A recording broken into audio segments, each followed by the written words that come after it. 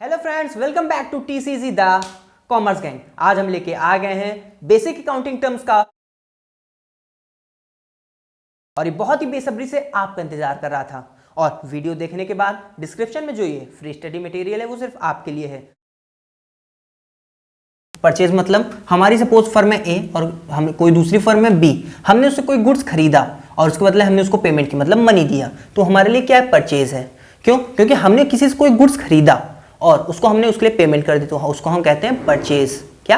Purchase कहते हैं। लेकिन हो सकता है कोई डिफेक्ट की वजह से, मतलब कोई उसमें कमी हो, खामी हो, या हमने जो सामान मांगा था वो ना निकले, उसकी वजह से कभी कभी हम वो सामान लौटा देते हैं। तो कभी हम कर सकते हैं कि हम ए हैं वो भी हैं, तो गुड्स हम उसको वापस कर देंगे, कहेंगे गुड्स अच्छा नहीं था, गुड्स अच्छा नहीं था, और उससे अपना पैसा हम वापस ले लेंगे, हम उससे अपनी मनी वापस ले लेंगे।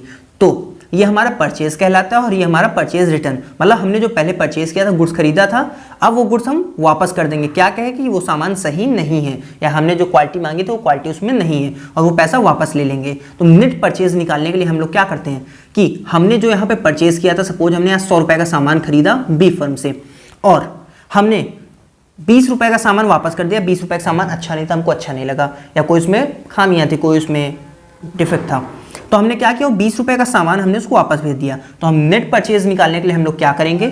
जो हमने परचेज किया मीन्स 100 रुपीज़, और जो हमने परचेज रिटर्न किया उसमें से लेस करेंगे हम उस परचेज रिटर्न को, तो ये आ जाएगा हमारा 80 रुपीज़, और इसको हम क्या कहेंगे? Net purchases.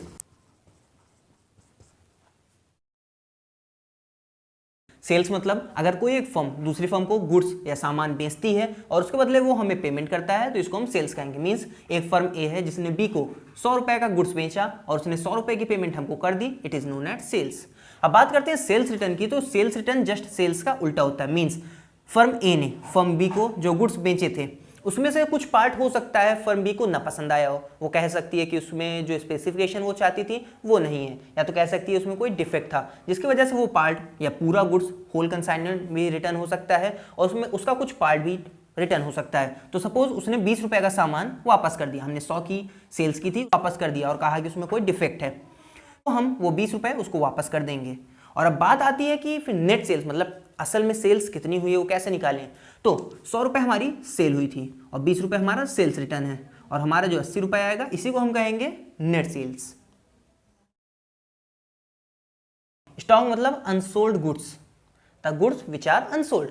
सपोज कोई एक फर्म है ए, उसके पास जो गुड्स हैं उसको किसी ने नहीं खरीदा और अनसोल्ड बचा है उसके पास, उसको हम स्टॉक कहेंगे। अब स्टॉक दो तरह के होते हैं, पहला होता है ओपनिंग स्टॉक, दूसरा होता है क्लोजिंग स्टॉक। ओपनिंग स्टॉक मतलब कि एक अकाउंटिंग ईयर की शुरुआत में जो कि 1 अप्रैल को होता है, उस दिन जो गुड्स उसके पास अनसोल्ड रहते हैं उसको हम कहते हैं ओपनिंग स्टॉक।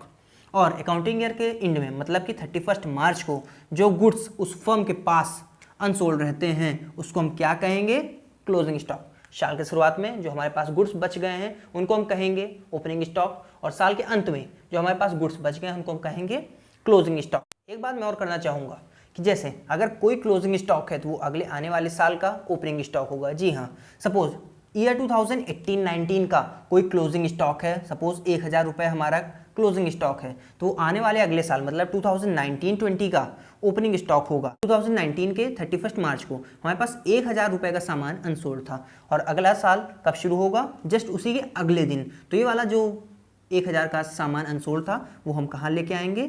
इस साल के ओपनिंग स्टॉक में। तो मतलब ये जो क्लोजिंग स्टॉक था पिछले साल का, अगले साल के ओपनिंग स्टॉक का बैलेंस जस्ट इक्वल रहेगा।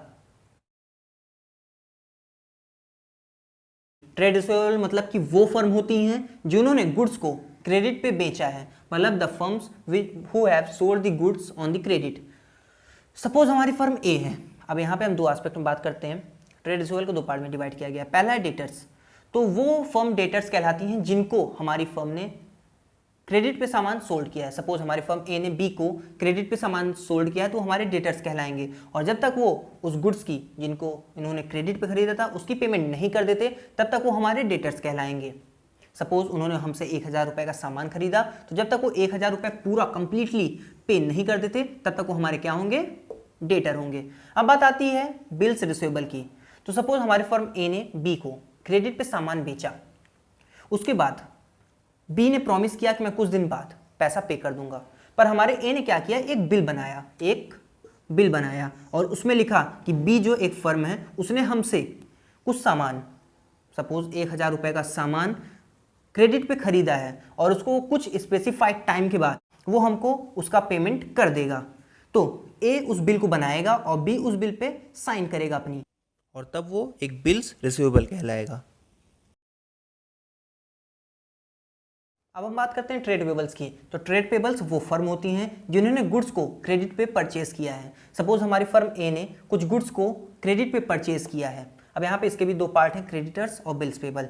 पहले बात करते हैं क्रेडिटर्स की। सपोज हमारी फर्म ए ने किसी दूसरी फर्म बी से कोई गुड्स को क्रेडिट पे खरीद लिया है, तो जब तक हम ये मनी उसको पेमेंट नहीं कर देंगे तब तक ये हमारे क्या कहलाएंगे, क्रेडिटर्स। मतलब हमने उनसे सामान उधार में खरीदा, लेकिन अगर हमने उनको पेमेंट नहीं की तो वो हमारे क्या कहलाएंगे, क्रेडिटर्स। और हमने जैसे पेमेंट उनकी पूरी कर दी, पूरी पेमेंट, पूरा जितना मनी सब पे कर दिया, तब वो हमारे क्रेडिटर्स नहीं कहलाएंगे।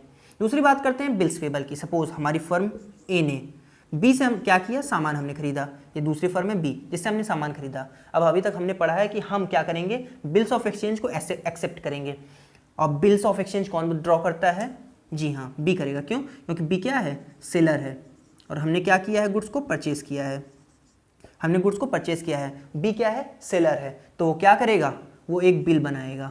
इसलिए ये बी क्या कहलाएगा, ड्रॉयर। और हमने बिल को एक्सेप्ट किया इसलिए हम क्या कहलाएंगे,